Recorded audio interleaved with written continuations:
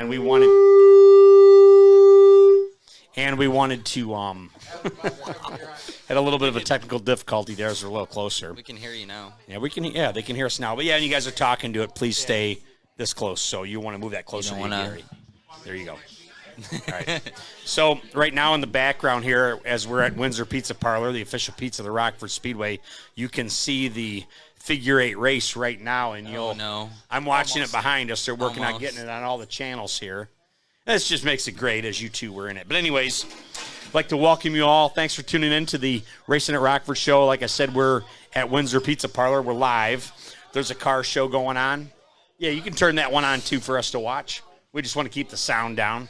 Hope you enjoyed tonight's music, brought to you by OGMC. That's Old Gray Music Company. My guest here tonight is we're going to relive a famous moment. To my immediate left, that's going to be the legendary Gary Jeske. Nice to see you here again, Gary. It's good to have you on the show. And next to Gary Jeske, the other guy he ran into was Mikey Mahurin. Yeah, Mikey. One of those things I don't really want to relive again. Pleasure to have you both on the show. I really appreciate it. Going to take our first, we're going to actually do a poll question of the show. Today's poll question is, just comment yes or no under comments. Are you planning on attending the... Oh, there's the wreck in the background. I just saw it. Oh, there it is. Okay, so back to my poll question. Are you planning on attending the Big 8 Late Model Series race at Milwaukee Mile on Sunday, August 29th? The ARCA Menard Series will also be on the racing the same day. So if you are, just comment yes. If you're not, comment no. That's fine. Now for our first sponsor break of the evening, Jane's Cafe, located behind Cornelier Fireworks in Beloit, Wisconsin. Have either one of you guys ever been to Jane's Cafe before? I have. What did you have? Their biscuits and gravy is awesome. That's what yes. My wife had one of their skillets. Yeah. I think country skillet or some kind of country skillet, and she couldn't even finish it. Yeah, you won't go away hungry. That's for sure. We ended up taking hers home. I of course finished mine. Sure, so. Gary. I haven't been there quite yet. I want you to get closer to it. There you go. Go ahead. Not yet. I haven't. Dude, they have really good food. Yeah, they do. If you get a chance, try the Sassy Cassie. And tell them Racin At Rockford sent you too. All right, so. Also, Jimmy A will always be our sponsor. We lost Jimmy A earlier this year. Very tough thing. They did a nice mention to Jimmy A during our pre-race ceremonies yesterday at the Rockford Speedway. Magnuson Landscaping, if you need your yard cut. I think you do a landscaping company too. So this is my sponsor. So, well, no, yeah. I did. I don't anymore. Okay. If you need your yard fertilized, right now is a great time to put down grass seed. Give us a call, 815-315-7819. That's Magnuson Landscaping. And our last sponsor as well is Windsor Pizza Parlor, the official pizza of the Rockford Speedway and Racin At Rockford. If you didn't know, if you didn't get a chance to come down to the Rockford Speedway yesterday to watch the 44th Annual Spring Classic, Windsor Pizza, in addition to have the pizzas, they now have the Italian beef, and you can get it with just au jus for $8 or with cheddar cheese for $9. I highly recommend with cheddar cheese. Have you guys had the Italian beef here before? No, but I plan on it. Yeah. I don't know about. Are you planning on it? This is my first time here, so I hear it's pretty good. I'll have to try it. I need Me too. Yeah. Okay. All right. So that's our sponsors. That's our show format. I've got some news for you here. We just finished watching the Icebreaker 100. They had it live here at Windsor Pizza. There's still some race cars out in the lot. I know Greg Magnuson's car is out here if you want to come down and see it and get some pictures and meet this famous guy. He's here right now. Ashley Matz's race car is still here. She's still here as well. Ashley, Greg, who else is out there? Whose car is still out there? That's it. Okay, the other one's left. David Russell was here earlier. We had, what's that? Party poopers. Yeah. So, anyways, we watched the Icebreaker results, and I'm going to give you the top 5 plus how our local guys did. So, the winner of today's Icebreaker 100 up at Dells Raceway Park, Luke Fenhaas, he made a statement. I mean, once he got in the lead, it seemed like nobody was going to catch him. Second place, John DeAngelis, who has raced at Rockford before. He took second. Jordan DeVoy got third. Dan Fredrickson in the 36 car. He got fourth. And Casey Johnson, who's been to Rockford many times and has won short track, he took fifth. Now our local guys, Michael Bilderback took 14th place. Max Kaler took 16th place. And Austin Nason took 20th place. So that was pretty cool how that happened that way. But before we get into... let me find my paper here.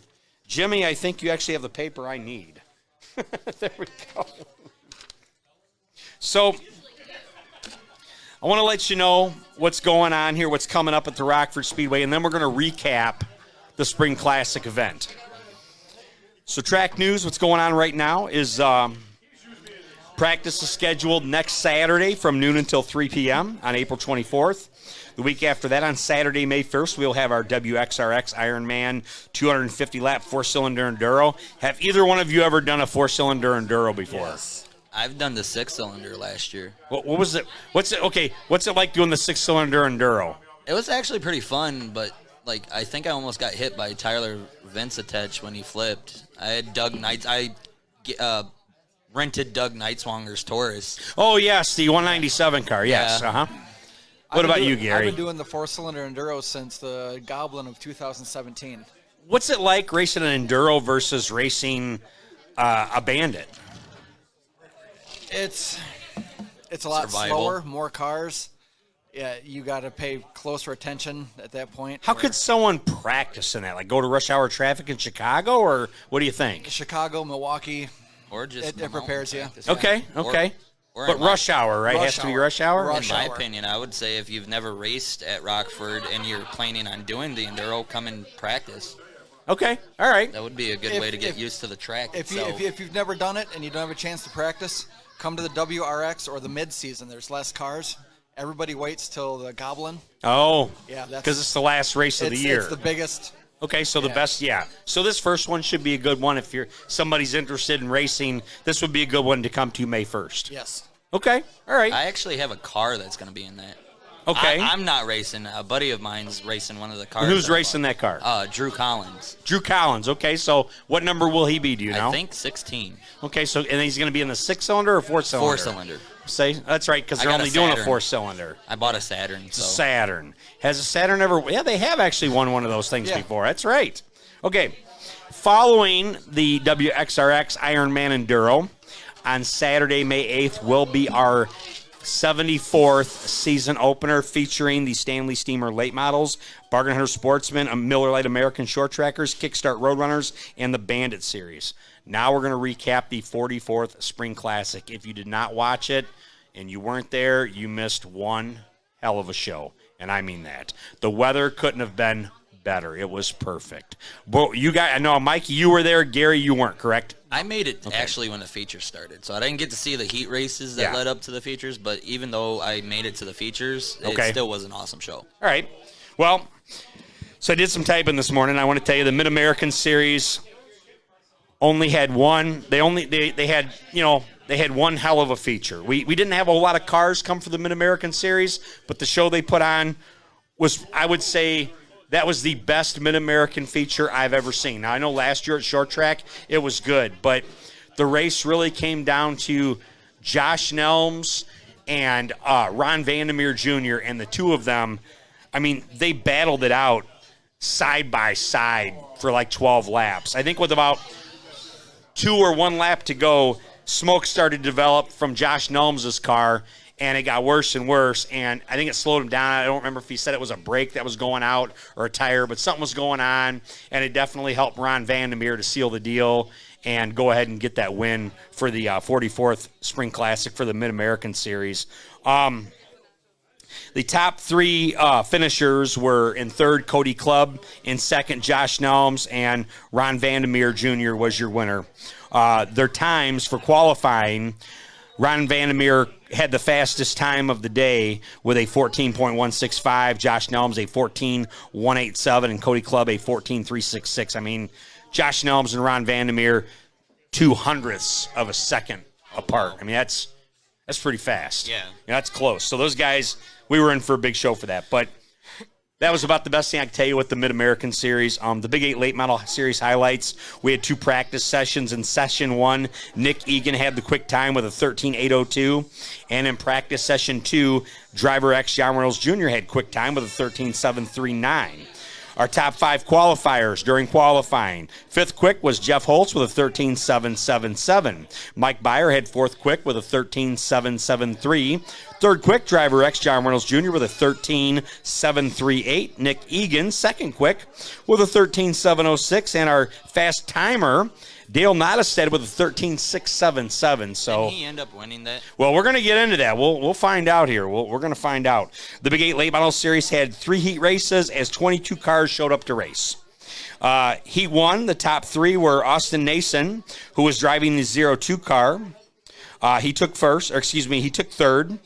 2nd place went to Josh Thiering, who was in a throwback paint style of his grandpa's old car. Had never raced in a late model before. He took 2nd. And a guy I've never seen before, I guess he's from Jefferson Speedway, Will Reese. He really made a statement his first time ever at the Rockford Speedway. He won that first heat race. 2nd heat race, our top 3, Little Sarge, Randy Sargent, took 3rd place.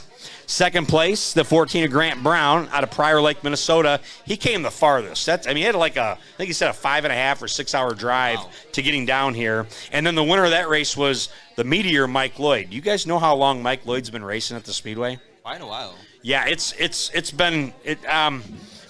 he's in my 1985 souvenir program. That's all wow. I'll say. That's a long time. Yes. And our 3rd and final Heat 3, top 3. In 3rd place, the 99 of Tom Behrens out of Slinger, Wisconsin. 2nd place went to Jake Van Oske. He had orange, blue, and a hot pink number 84.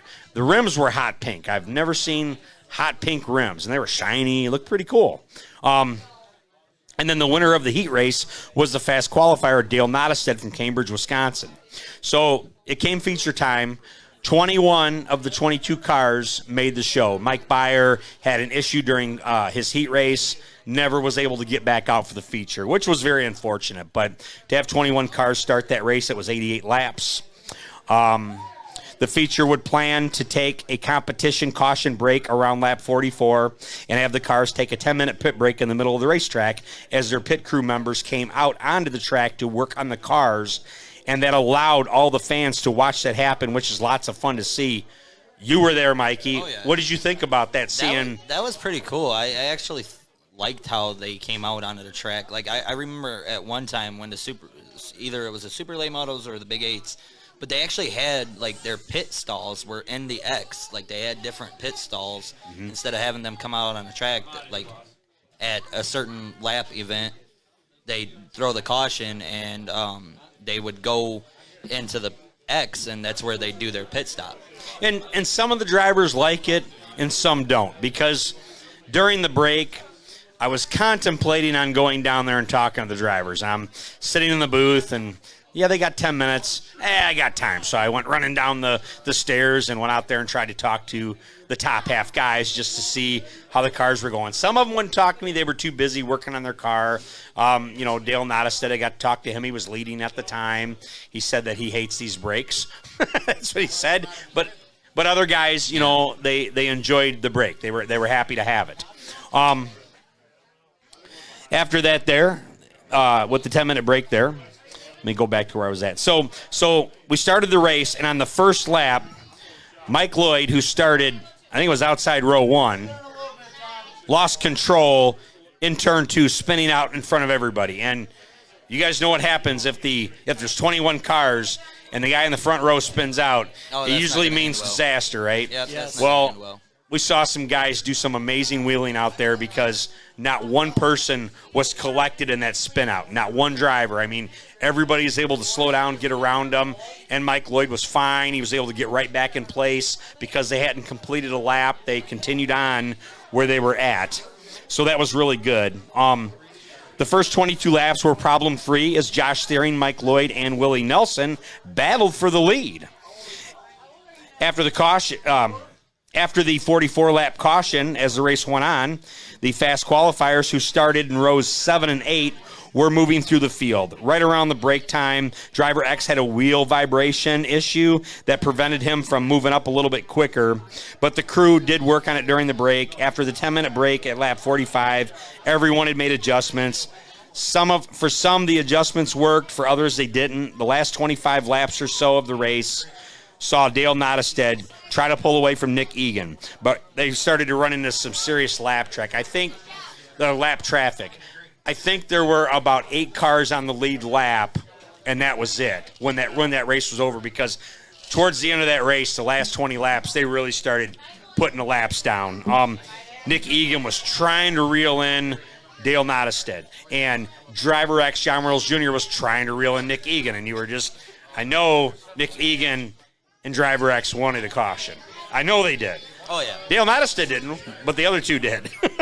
I've noticed that's like every leader's nightmare. Is if they're leading, they don't want a caution to happen. Yes. So no one was able to catch Dale Nottestead, as Dale Nottestead was able to win the 44th Annual Spring Classic. 18 cars finished the race. We only lost 3, so that was really good. We had 18 cars on that race that stayed out there. And I'll give you the top 5 that finished. In 5th place, Mike Lloyd took 5th. Tom Behrens took 4th. Driver X, John Reynolds, took 3rd. Nick Egan took 2nd, and our winner was Dale Nottestead. Now, enough with all that. Now let's get into the fun stuff.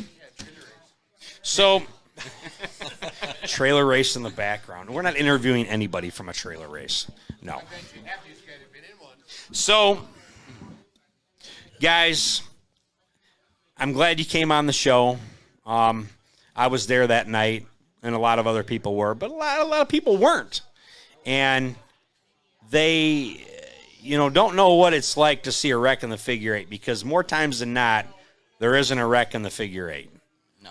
And today, as you see the videos on the screens here at Windsor Pizza Parlor, we're going to relive that moment.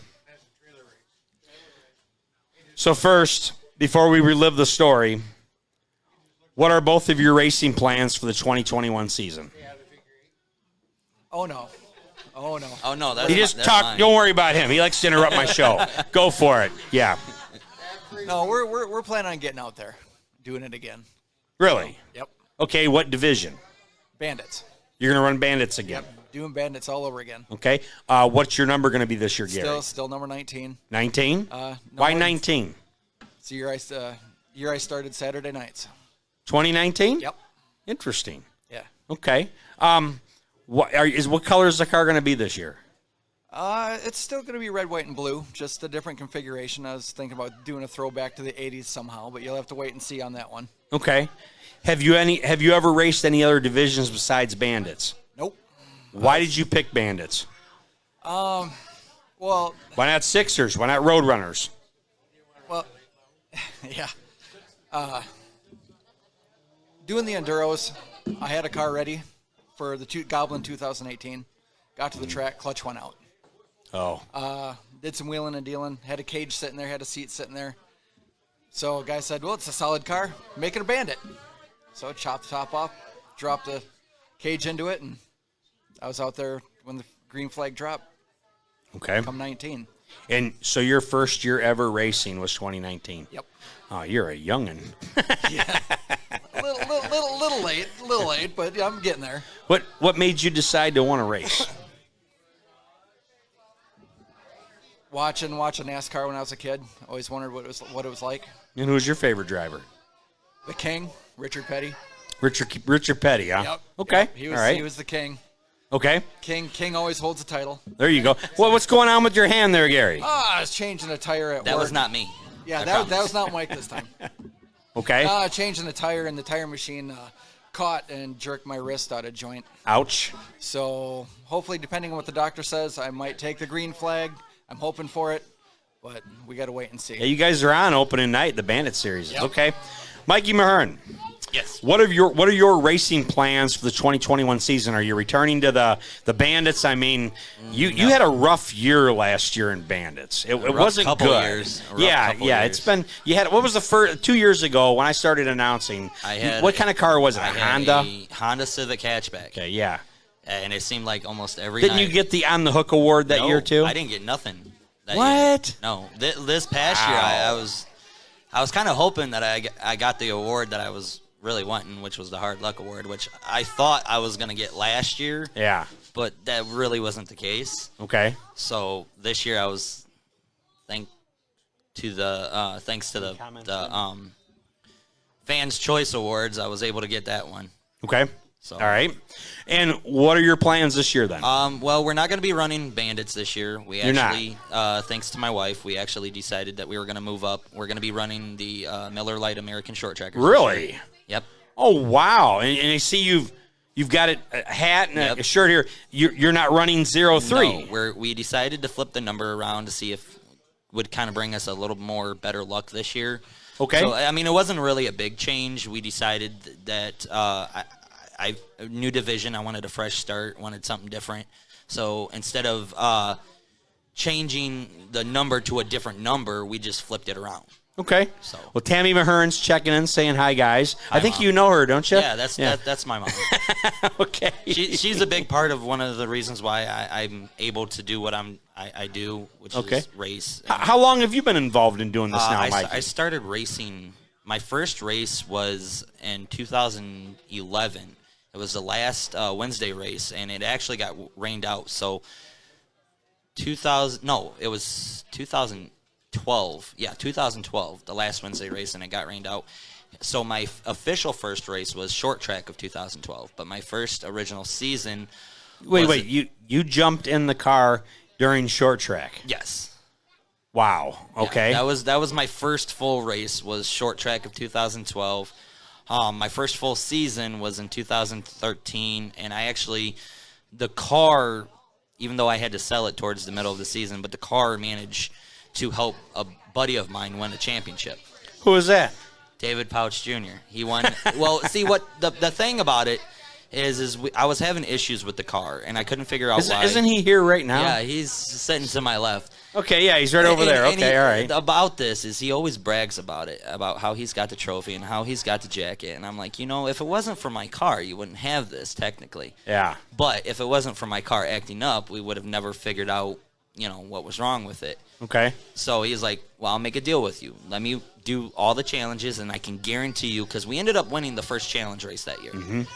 And just because our car was quick to be slow to stop.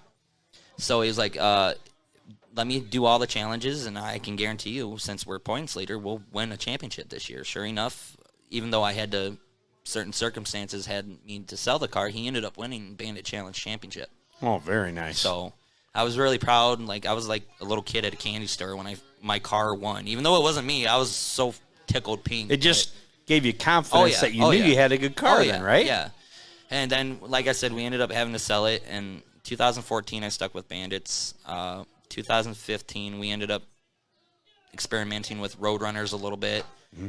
Make sure you look up there every once in a while, too. Sorry. That's okay. I know we get into the... I have to do it as well. Yeah. 2015, we did Roadrunners. 16, we did a couple races that year. Only reason being is because we had another kid, which is Bailey. 17, we did Bandits again. 18, I didn't race at all. And then I came back in 2019 with the Civic. If you don't mind me asking, now that you mentioned this about kids... You had a special sticker done. Yep.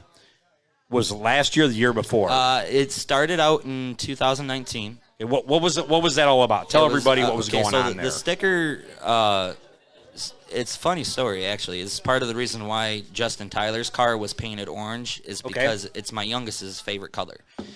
And are you the guy about the Bam Bam thing? Yeah, is that you? The racing for Bam Bam is me. Okay. And it's based off of, I race for my daughter who has epilepsy. Okay. My youngest daughter, whose nickname is Bam Bam, mm-hmm. We found out in June of 2019 that she had epilepsy. So a friend of mine made up we found out what color epilepsy sticker was, and we found out, the ribbon and stuff. And she made ribbons, and we actually gave them away to anybody that would be willing to represent my daughter on their race car. I still have my sticker, by the way. So Yes. speaking of that, so the next year I got a hold of Charlie, and we kind of updated Charlie who? Frisch. Okay. From Make sure everybody knows. Yep. Charlie Frisch from Ultimate Graphics and Design. Okay. We had him kind of do a little update on the sticker, and we kind of had better stickers last year, and I'm going to get a hold of them again this year, same design as last year, and do more Racing for Bam Bam stickers. But so last year, Justin Tyler, he just adores my daughter, and that was the whole reason why it said Bam Bam on his windshield, is he was not only racing for his child, but racing for my daughter, and painted his whole car orange because that was Bailey's favorite I color. remember he had a real emotional win one night, Yeah. and I know came down to championship. It didn't work out the way he had hoped We it were would have. we were still proud of him though. Yeah. You know, Sure. Bailey was very proud of him. He every time like we mentioned Justin, oh, that's my buddy. You know, so. Yeah. It was pretty cool to see most of the drivers that we were able to give out stickers to represent my daughter. All right, this is another one I thought of too. This will go for you here, Gary.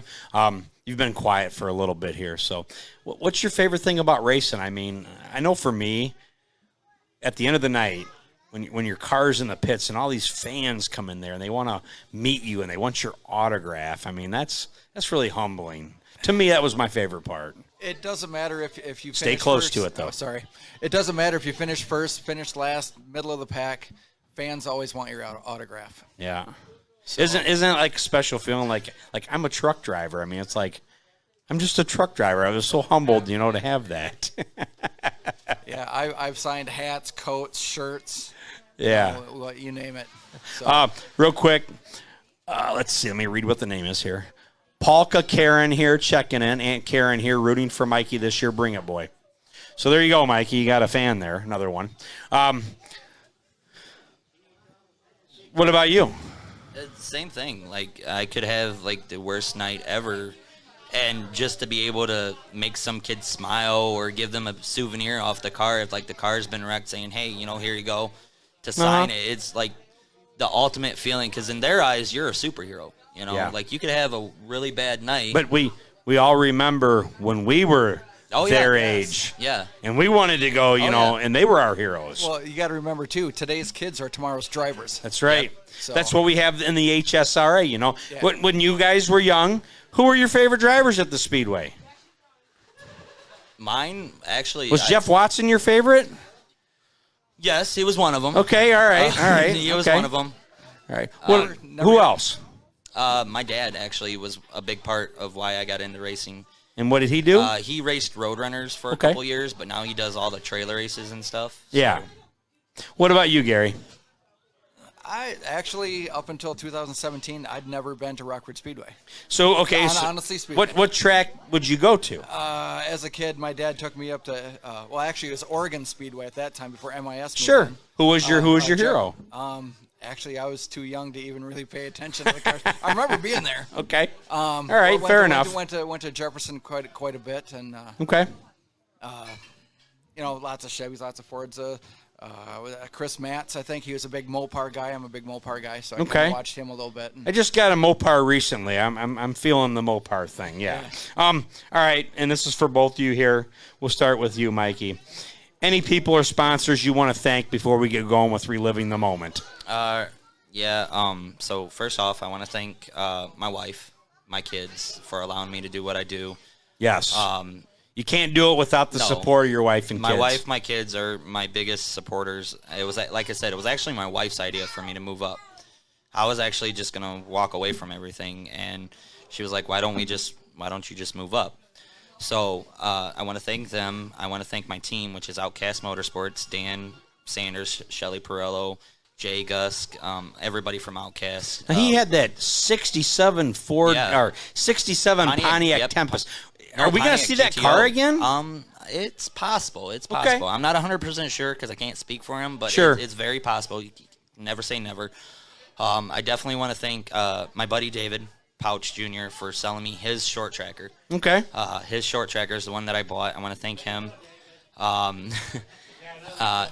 Him for actually helping me build the car, teaching me things that I thought I knew about the car, but I didn't. Okay. my sponsors, which is MEM Photography, Hinderock Construction, Racin At Rockford is pretty much all I have really right now for sponsors. But and then just basically, I want to thank everybody that's pretty much been there for me before and after the wreck happened, just to ask me if I was okay and if I needed anything. Well, we're going to talk about all that. Gary, what about you? Any other people or sponsors you want to thank? Well, for one, I'd like to thank my family for giving me such Stay close to it. There you go. Thank my family for giving me such a reason to be in the garage all the time.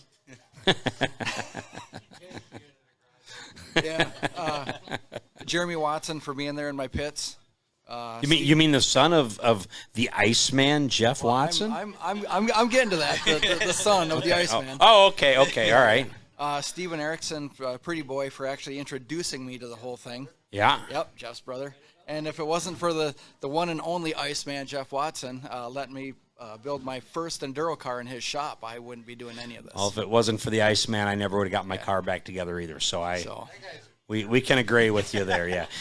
I don't think they can hear you with the mic. You got to be close to it. No, not you. Our guy who likes to get into our show here. So he's going to be a guest eventually, yeah. And we'll leave it like that.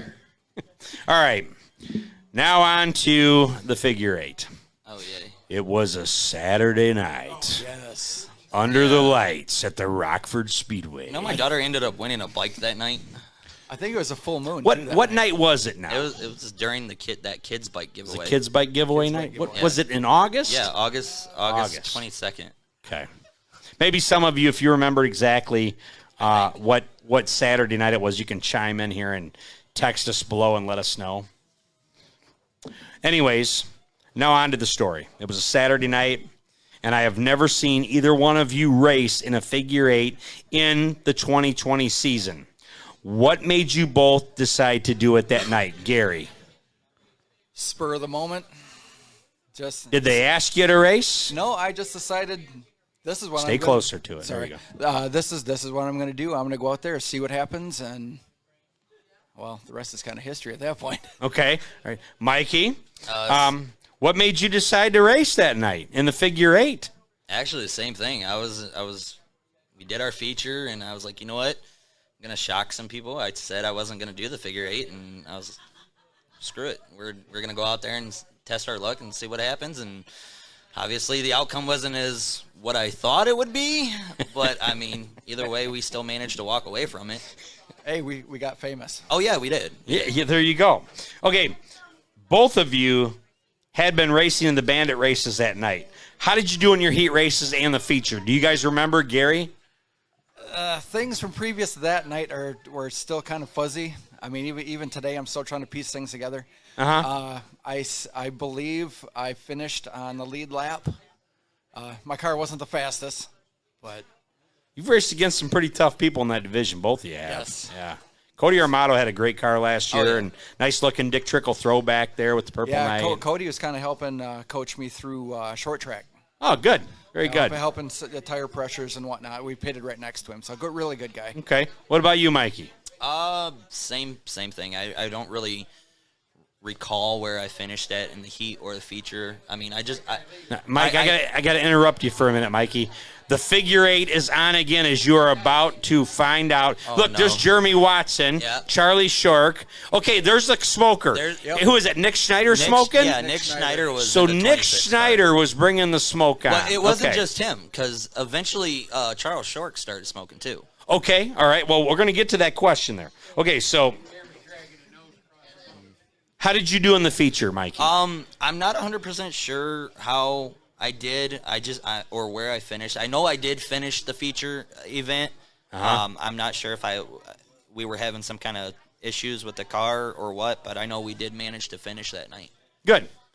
I'm watching this here. You guys are getting closer here. Oh, All no. right. As you came onto the track for the figure eight, what were your expectations in that race? Gary? For one, not to be lapped. Not to get lapped. Not to get lapped. Okay. Hang on, it's getting close. I'm listening to you, Gary, but I'm watching too. Go ahead. We're supposed to be doing a show here. Yeah, during a lot of the features, the car just got lapped, it'd fall on its face, and it actually held up pretty good. Now let's watch this here because you're about to crash, and let me know what you think right when you crash. Let's see. Ouch. Oh! Ouch. Do you feel that still to this day? Yes. Yes. Okay. I wake up and my teeth hurt. Okay. All right. So, as you came onto the track for the figure eight, Gary, what were your expectations? To not get lapped, you said. To not get lapped and just have a good time with it, see how I did. Okay. First time, in 2 seasons, it's the right, well, I can't say it's the right time, but. Okay.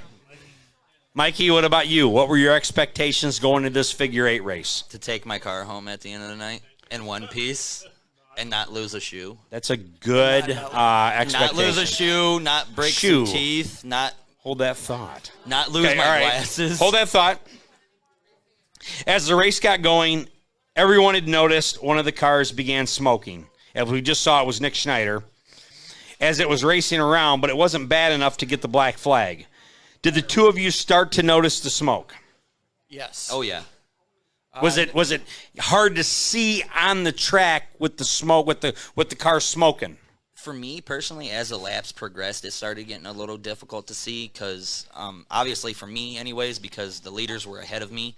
So when I came out of the turn, I thought I had enough clearance to get past. But like I said, between the dust and the smoke, it was really kind of hard to tell. Yes. Okay. Very, very difficult to see through the dust. If you want, move that closer to you. There you go. Through the dust, I can agree. Through the dust and the smoke, it took. By what is it? Lap 3, lap 4, it happened. Yeah, it was really hard to see across the track. Yeah, it was a shortened figure eight, if I remember right. Oh yeah. Now, take us through the rest of the race. Let's hear both your sides of the story. Let's start with you, Mikey.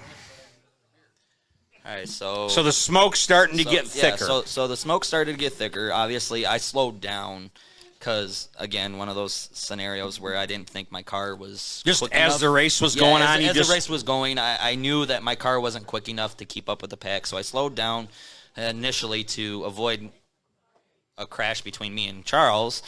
So as I did that, the first set of cars that passed, there was a gap between Charles and Gary. And I thought I had enough clearance between that to be able to make it past every time. Like when you were going around the turn, yeah, were you looking across the track to see if somebody else was? was? This time I was. Okay. The first time I did it, I really didn't. And that was in 2019, and I got some great advice from a great person. But so this time, I watched coming out of 2 where Gary was at. And I thought I had enough time to get past the X before he, entered the X itself. Uh-huh. But apparently, my mind was thinking that's what I had for timing-wise. Apparently, the cars decided to think differently. When you entered the X, did you see Gary when you were coming into it? No. I did not. Because of? The smoke and the dust prevented me from... So, therefore, that's why you didn't lift or try to speed up because you didn't see him at all. Honestly, I'm pretty sure I did not lift. Okay. To be honest with you. Okay. Mikey, you want to add anything else to that before the wreck? I'm just before the wreck? Right before the wreck, what else was going on? Nothing really. I was just, I thought I had, like I said, I thought I had enough time to get through the X that me and Gary had enough clearance with each other to where, obviously I knew I was going to finish last, but to just finish was what I was going after. Okay. I had a question. Kevin Neiswanger asked me, do I know where Michael Hager finished in the icebreaker? I don't. We saw it earlier. I think he was around, what was it? Okay, I got it here for you, Michael Hager. It was 13th place. Oh, it's Dougie, not Kevin Neiswanger. So Dougie Neiswanger's asking. He's changed his flight. What's that now? Yeah, Dougie, you should be working on your race car. Everybody in Windsor tells me to tell you that. All right, so you went into the X, and there was Gary Jeske. So, the only thing I remember, Mark. Oh, Park. The only thing I remember is actually going through the X. And then I heard the initial hit, and after it was done, I just remember asking myself, where is my windshield? Did you black out or? I don't know. I don't know if I blacked out.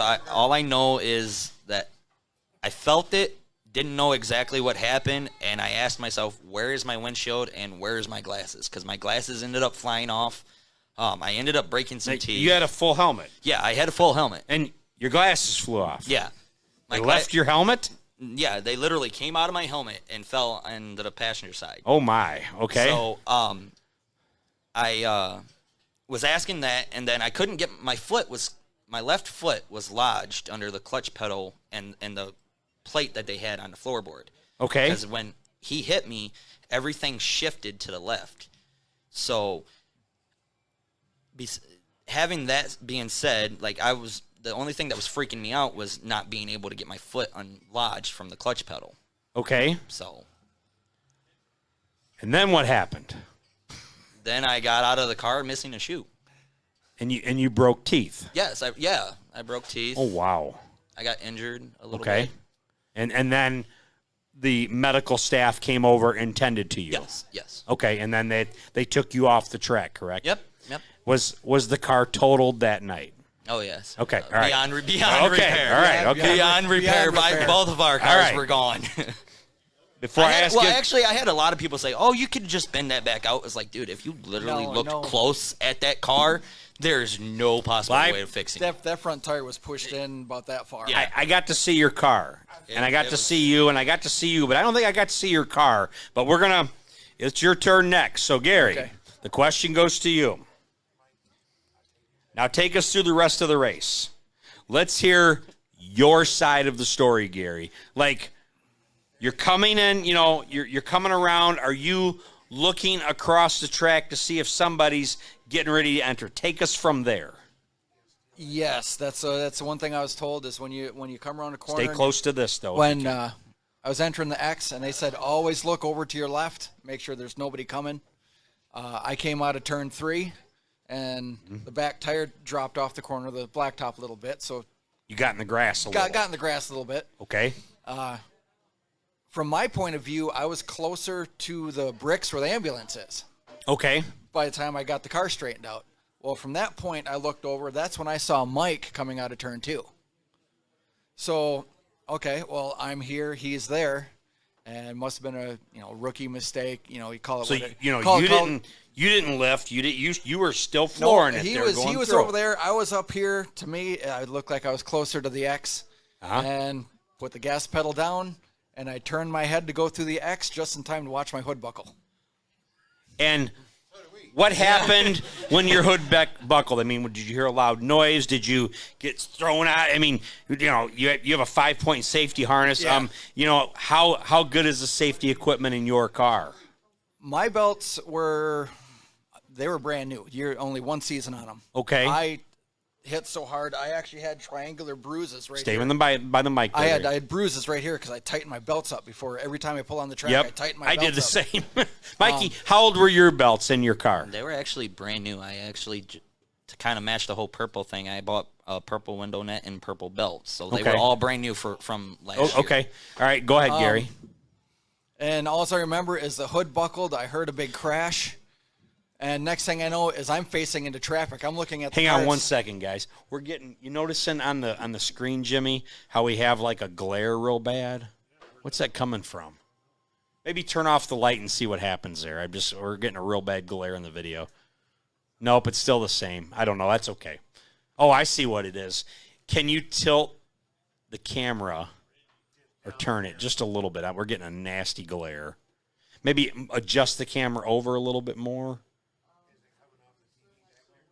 No, we just somebody walked by it and we were catching it. That's okay. We can't do anything about it because it's it's from the window. That's what it is. All right. Try to turn the light back on, Jimmy. Maybe we can try to make it brighter. All right, I don't know. We can't get it. That's okay. All right, I'm sorry. I was just looking at that there. I'm like, oh, that looks bad. It is what it is. OCD is kicking in. Yeah, exactly, yes. All right. So I hit safety belts. Yeah, safety belts. They kept me into place. My helmet must have shifted because the buckle on the helmet actually caught me right here. I had a quarter-sized lump right there where the buckle actually got me. Yeah. And I'm looking into turn 2, and all the cars are coming. I'm like, okay, what? I have no idea what happened at this So you point. didn't know even what happened? No, because like I say, I'm here. Oh, okay. Mike's way over here. And the next thing I know, because the car's not starting, I can't see, the hood's all buckled. But you didn't black out or anything? No, the next thing I know is there's a car pulling up next to me, which is Jeremy Watson. And I see his helmet, his visor flip up, his arms are waving, he's pointing. I didn't know what was going on. And then I got my hearing back. You lost your hearing? I lost my hearing for a split second. All I saw was Jeremy Watson going like this in his car. Same here. Like after the initial hit, like my ears were just ringing really, really bad. Yeah. Really? And then finally, are you okay? Are you okay? I'm like, yeah, I'm good. It felt like I had broken ribs. I didn't, because that's what it felt like from being jarred in the seat. And then the next thing I know, my window net comes down, and I see 2 more hands waving at I had no idea what was going on. Now that was the last night you drove that car, wasn't it? Yes. How bad was your car? Well, look, there it is again. Look, let's watch it right now. You're driving into him. Oh, I mean that's really bad. I was full throttle when I caught him, and my car stopped on a dime and did a 360. And really? And literally pointed me straight back into turn 2. I mean, where I hit him, that's where my car stopped. Justin Tyler's checking in saying, looks like a spotlight's on Mikey with the glare. Now it's good. It looks good now. We're good now. Yeah. Okay. All right. So, I was told it was Dave Langell came help me out of the car. Yep, Dave Lignell. Yep. And I couldn't get my helmet off. Or Dan Lignell. That would be Dan. Yeah. Sorry. And I went with you. Oh my gosh. Yeah. David Lignell drives a Sportsman. Yeah. Hi, Dave. Yeah. Well, I went into the ambulance. I'm sitting there, and I'm like, I wasn't quite sure because it hits you, and you're sitting. This must have been bad. You're sitting in an ambulance, and nobody's saying anything. Next thing I know, the door opens up, and Mike comes in. They help him up. He sits down, and they're like, Mike. So you guys were sitting next to each other in the Yeah, ambulance? we were across from each other. Yeah, he was kind of across me, and they asked me, they go, Mike, are you okay? It's, yeah, I'm fine. Is there anything we can get for you? Yeah, could you go get my other shoe? Yeah. Wait. Where'd your shoe go, Mike? It was left in the car. Like I said, it literally, I managed to get my You got hit so hard your shoe fell off? No, okay, so my shoe got lodged under the clutch pedal and the floor. Yeah. And I couldn't get the shoe all out, so I managed to get it loose enough to get the shoe off my foot. Yeah. So, I mean, it's one of those things where I'd rather have 2 shoes instead of 1. Now About 2 days later, I wound up with a spot on my arm that turned into a bruise as wide as my hand. It went from here all the way up my arm like that. Oh, my. Because I was still holding on to the steering wheel. I bent the steering wheel around the steering column. Well, my arm came down and actually... The steering wheel, the whole thing went over. The whole thing went right over. And my arm must have hit my seat and actually bent my seat around my side like that. Okay. So when I went to get back in the car, I couldn't because the whole seat had been shifted. Oh, wow. Okay. Now, my last question for you both. Did either one of you get injured in the crash? If so, what happened? We'll start with you, Gary. That was about it. My arm was sore for a couple days, but otherwise I was walking, talking, back down to the shop next day, pulling the car apart. Really? Yep. You were fine the next day? Yep. My gosh. Little shaken up. I can't say I wasn't shaken up, but yeah. All right, Mikey. You said a little bit. Tell us more. All right, so what happened with you? I ended up breaking some teeth because of the 5-point harness. I did get like what they would call whiplash. Instead of having it go, diagonal, it was straight up and down. After the hit, everything shifted, and a piece on my steering column kind of jabbed me in the kneecap. So I have 2 scars from that.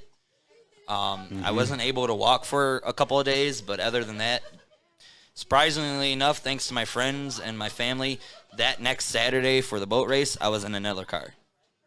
Oh, wow. Yeah, that's who you want to say a special thank you to that guy? Yeah, Dave Parker. If it wasn't for him, I probably would have never finished the season where I did. What was it like driving that car versus what the other car you drove? It was weird because, I mean, it wasn't weird. It was weird for the mere fact that it wasn't my car. So I was more afraid to push it to its limit because I was afraid that I was going to break it instead of compared to it being my car. And it's like, okay, I know what this car is capable of doing. I can push it to its limits, and I can, if something breaks, I can fix it, because I know what's fixable, what's not, what I can fix, what I would have to try to scrounge up some money for to get for parts wise. Would either one of you ever race a figure eight again? Nope. Yes. Mikey says no. Nope. I say yes. Gary says yes. Okay. That's interesting. I actually, the reason I say no is because I promise, because the wreck, normally my wife and my kids, they sit down towards turn 4. But for some reason, they decided to sit towards the start-finish line. So the wreck literally happened in front of my wife and my kids. So your wife and kids will never sit there again? Probably not. Okay. And I promised my 9-year-old and my 5-year-old that Daddy would never do the figure eight ever again. It's just something that I thought I was able to do. I'm not cut from that cloth. Okay. So I mean, it was fun. It was a good experience. It was a good time for the first, for the couple times that I did do it. Yeah. But it's something not for me. Okay. All right. In closing here, we're going to have a few extra things here and then give away our prize. We have a prize question. Both of you picked the same number. That was just interesting how you both did that. Yeah, I know, right? So our Racin At Rockford show news, just want to give everybody a heads up again. We made this announcement on the last show. Now, we will not be having a show next week.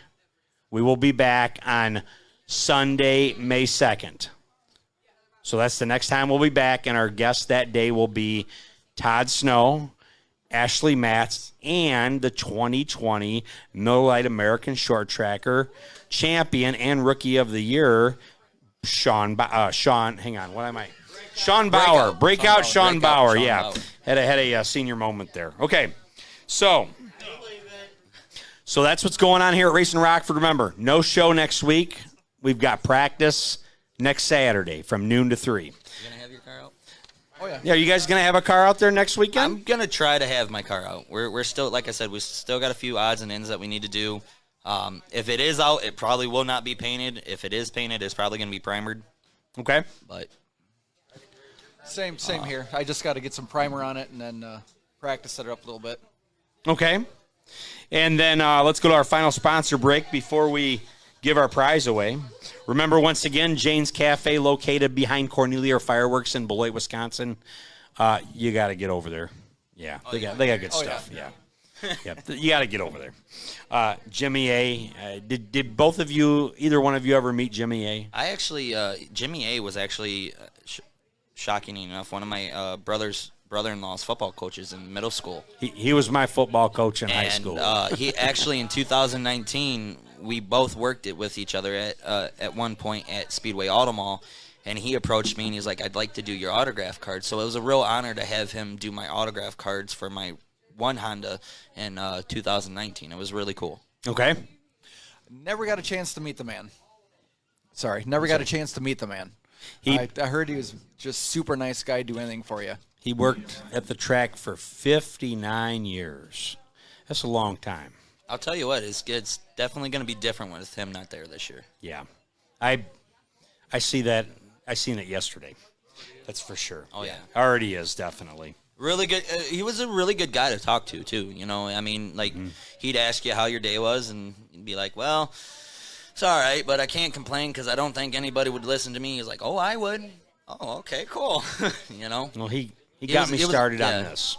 He was a really cool guy. It was really exactly very humbling. Yeah. He enjoyed what he did. He enjoyed his family. He enjoyed the Rockford Speedway family. It was a really honor to have him as one of our ambassadors. Because I seen a video on YouTube not that long ago it was like for the Night of Thrills, and it was part of a package for like Rockford, Illinois itself, like what would bring you here. We found that one day, and I have that saved, and It was really cool to watch that. I think he was giving a tour to a group of people that had never been to the track before, and Jimmy always knew how to get them interested. Yes. So that was pretty cool.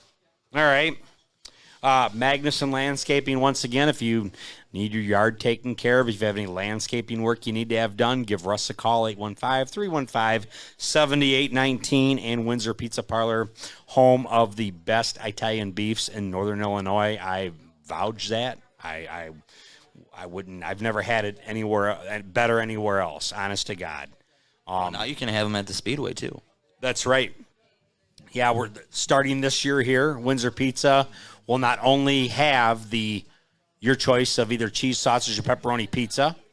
You also get your choice of either a regular Windsor Italian beef with au jus for $8, or your Windsor Italian beef with cheddar cheese for $9.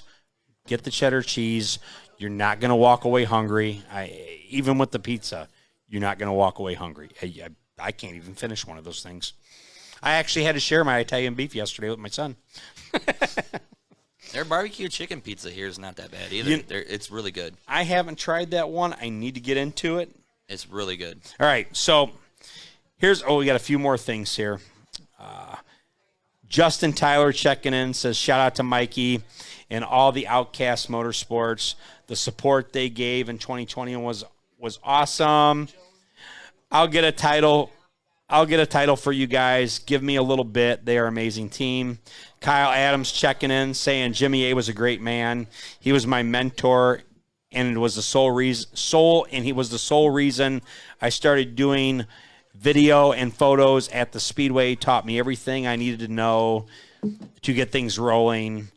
Been there doing it since 2016. Smiley face. Well, that's very nice of you to say that, Kyle. Now I lost my train of thought. So anyways. I'm sorry. I have that effect on people. Yeah, that's okay. So here's what today's prizes are. To win a prize. Oh, yes, I remember now. I remember. I'm going to go back to Kyle Adams here and talk about him. Yesterday, I talked to Kyle's talked to Kyle's dad, Guy Adams, and they have a new camera the camera company came to them, which that's awesome. That's great. And they're going to be setting up cameras. I think what his dad said was in the turns, which these are, like a video camera of watching you guys go around. So, maybe I can't say this is what's going to happen, but if things go good, maybe we'll have some kind of an instant replay system in play, because I know that's what Slinger Speedway does. I mean, I'm not saying it's happening because they haven't said anything about that, but I would love to see that because I know Slinger loves having that there. They have instant replay. Yeah, so that would be good. Keaton Pausch says, hey, love Mikey Mahurin. Let's see. Thank you, buddy. Michelle says, thanks, Justin. That means a lot. Okay. Now for the question. Today's big prize, a Windsor Pizza Parlor hooded sweatshirt and... I really want that sticker. And a Racing at Rockford sticker and a Pritzker Sucks sticker for your car. Exactly. That's the one that I want. So that's what we're giving away today.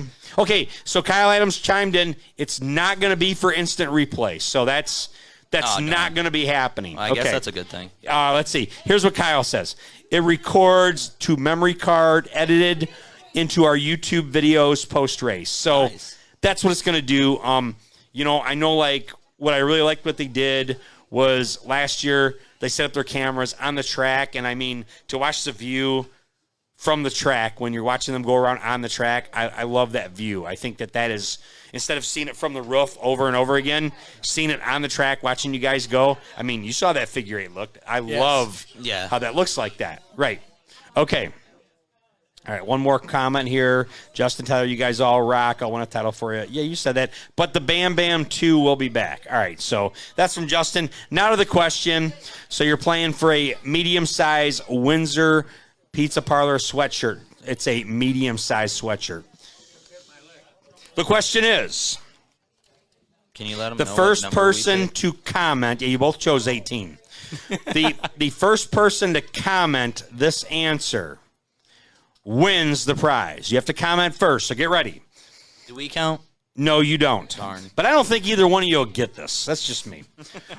Who wheeled car number 29 in the Sportsman in 1987? Oh, good Lord. Who wheeled Sportsman number 29? I know you know, Jeff. Who wheeled number 29 in the Sportsman division in 1987? That was actually the year I was born. So, yeah, you probably won't know that. No, probably not.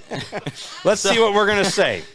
Darn. Who knows it? Who wheeled Sportsman car number 29 in 1987? The answer is out. It's already out. Dana Lapierre guessed it correctly. Any of you in here know the answer? Yell it if you know it. Bruce Tucker is the answer. He was actually my favorite sportsman driver too. He was really good. He raced against Ron Smickey, Al Murfeld, Al Shepard. Yeah, that's right. Al Murfeld still has his car, but yeah, Bruce Tucker. I think he was pit crewing for B.J. Smarkman for a while, if I remember right, and he still comes to the Speedway on occasion. But yeah, he used to run Roadrunners and Sportsmen. So, Dana Lapierre, you'll have to stop down to Windsor Pizza to get your Racin' at Rockford sticker, Pritzker Sucks sticker, and medium-size Windsor Pizza Parlor sweatshirt. It's for you. Guys, thank you so much for joining us here at Windsor Pizza tonight and coming by and see the cars. They have great food. It's been a great time. Thank you all for sticking around for our show. We will be back in 2 weeks. But don't stop coming to Windsor. You still want to come back. What's that? Yeah, that's right. Tucker Pools. That's right. It's sponsored for him. So that's all I got. Anything else you want to add, guys, before we cut this out? Hope to see everyone at the track this year. All right. Gary? If you want to come in race on a Saturday night, don't be afraid to build a car. There you go. Follow the rules and get out there. The first step is actually getting a car. And, yes. I mean, after that, everything just comes with it.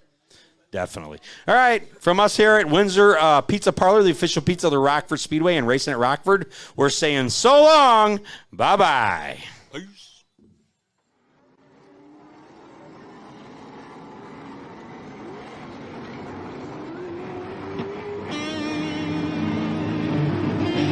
And the word from the pits is